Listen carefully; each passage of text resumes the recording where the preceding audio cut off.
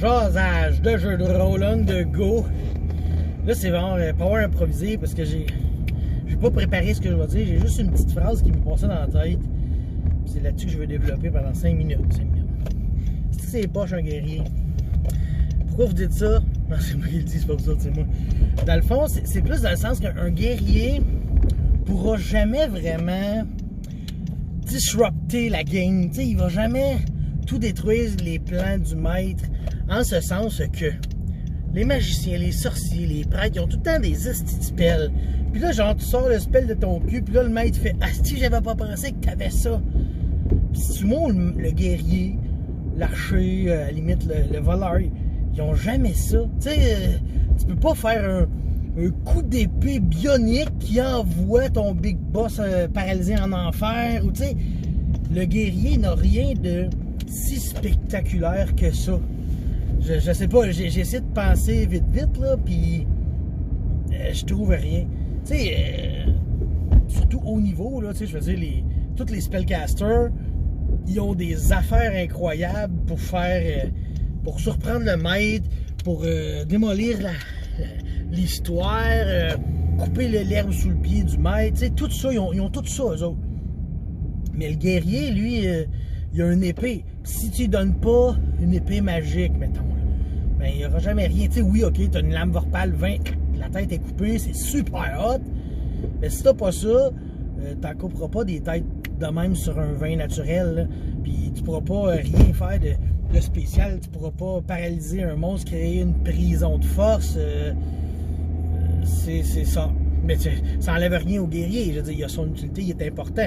Faut qu'il protège le mage qui, lui, peut tout faire. Faut qu'il mette les ennemis loin du prêtre qui, lui, a des super powers, tu sais. Fait que c'est un peu ça, la tristesse. Puis le rogue aussi, il n'y a pas de magie. Fait que, tu sais, oui, tu peux t'infiltrer quelque part. Tu sais, faudrait être... faut que le maître, il ait préparé de quoi pour le rogue, en ce sens, ok, si le rogue, il va là, puis qu'il prend tel gem, ça disrupt ma campagne. Je l'ai prévu, tu sais. Tandis qu'un spellcaster, c'est plus difficile de prévoir ce que le joueur peut faire, parce qu'il y a tellement de spells dans ces jeux-là, tu sais. Il y a tellement de spells que tu sais jamais qu'est-ce qu'ils ont appris, tu sais jamais qu'est-ce qu'ils ont choisi, tu sais jamais qu'est-ce qu'ils peuvent te sortir.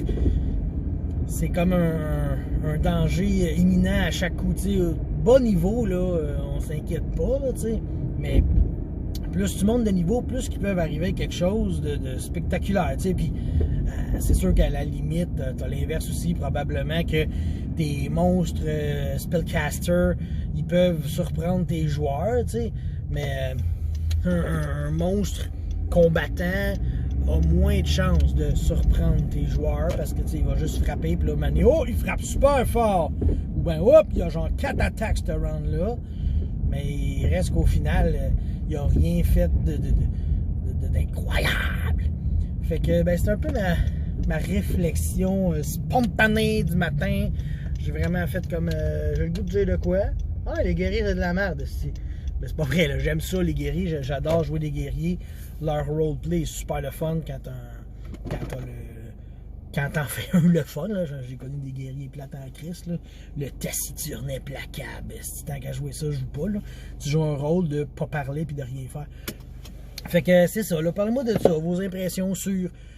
Est-ce que vous pensez qu'un personnage sans magie peut faire de quoi d'assez incroyable pour changer la game de bord que le maître s'en attendait pas? Bye.